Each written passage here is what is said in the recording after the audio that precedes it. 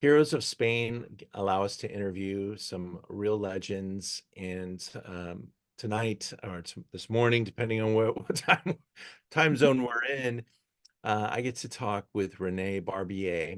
Rene is the second generation from Clos Mogador, and he is responsible for the Neelan Priorat Blanco that we're going to be tasting. Rene, thank you for making time. I know it's you're in Spain in the vineyard there, and I thank you for seeing us today. Thank you. It's a pleasure for me to explain my Nelin wine. Well, we love a lot of the projects that you take on. Some of the wines that you make with your wife as well are on our website, and I just want to focus on this Priorat Blanc because I think Priorat in general needs to get more attention. The wines are very dramatic. This is a spectacular wine, and we realized now that we put a picture of your father on the website, and this is a picture of your father, probably at a similar age that you are now. How old is your father now? Yes, I am 50 years old. My father now I have 75, and probably in this picture was the same age. Yes, more or less, or younger than me. Yes. First thing we need to realize is where Priorat is. It's right outside Barcelona, about an hour and a half, right, Rene? Yes, sure. So can you tell us a little bit about Mogador? And I love the name, by the way. It seems like right out of you know, Dungeons and Dragons, or wasn't there a Mogador in one of these movies that are out right now? But Clos Mogador, very important producer. Yes, this story is a very nice story. It's a story about five different friends of my father, starting in the 80s, the new wines of Priorat.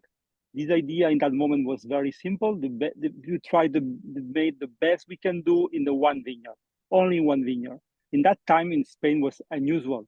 In that time, the important label was the labels like a brand, no? like Torres, Freshenet, Color New, big factories. No, that was very important, but not so important the single vineyard. No, this idea of only one vineyard, and that was the big story of this five friends start in that time. And today Priorat, is the more expensive wine for bottle, and it's now okay. We are very little production, but the people know Priorat now, and it's my passion. White Priorat.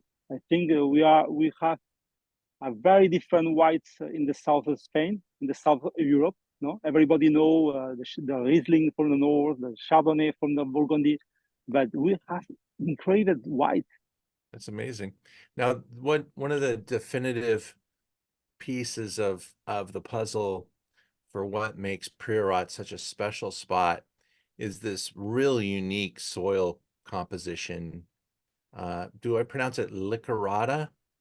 Licorella, yes, Licorella. Yeah. And Yes, it's this is like a our secret. Is lasagna. yeah, it's now the secret of the Priorat is Licorella.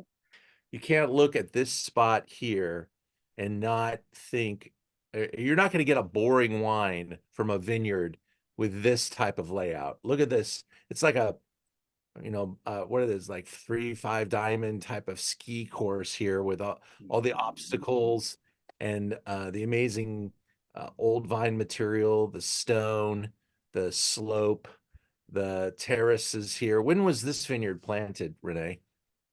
Yes, this is planted from my father in the 80s, and now it's work for my brother, my young brother. Now is Christian. He's in charge of the viticulture. That's very important. He made a very incredible viticulture called regenerative viticulture. Yeah, it's like a more an ecologic, more the idea is to put animals inside to make all his products.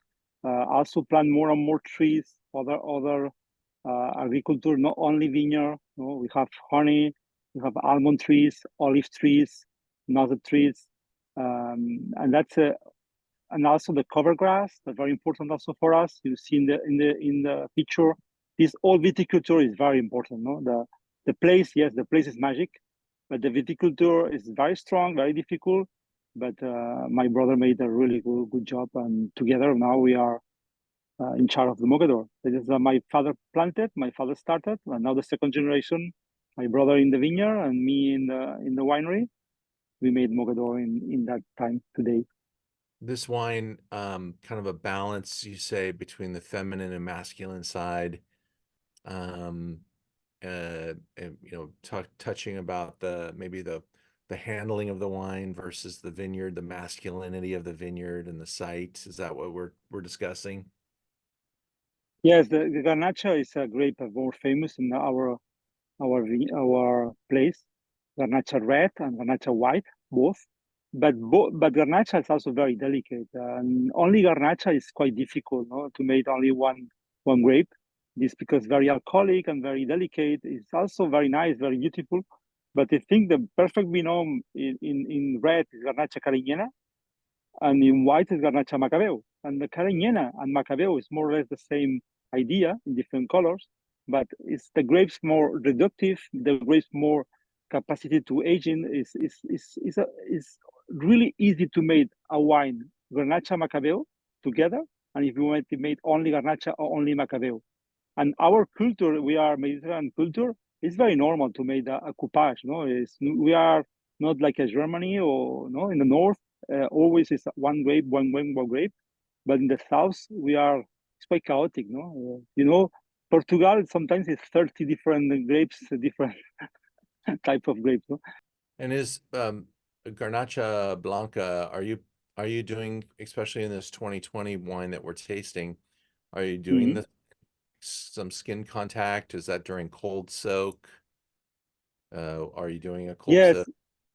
my idea always is I never put yeast and correction and nothing, only some small sulfur.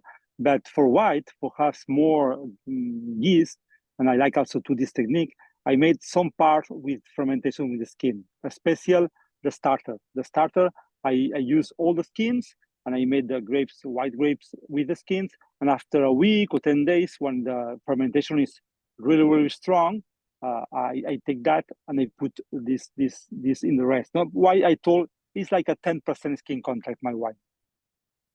Perfect. And then this wine spends how much time in wood? But it's not this picture, it's the red, but the wood is like a biggest, it's like 1,200 liters. And I made 1 year, it's not new, it's old, 1 year. And after a year, I blend all the big food or the big barrels, and they put all together in steel tank, 6 or 8 months more. Total aging between the both materials normally is between 16 or 17 months.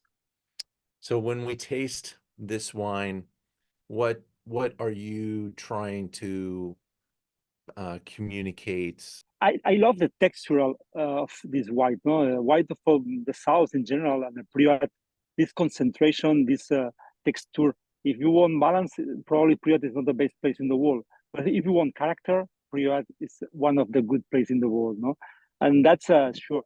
And the wine pairing is huge. We have a lot of possibilities, especially when I sell that wine, I try to sell the wine was nearly too easy to drink. It's not like a red, you need like a 10 years to drink because it's quite strong. This, when I sell after this 18 months aging and in this way so natural, the wine is quite complex. It's quite easy to drink in 1, 2, or 3 years. But if you wait 5 years, 7 years, the wine is totally different.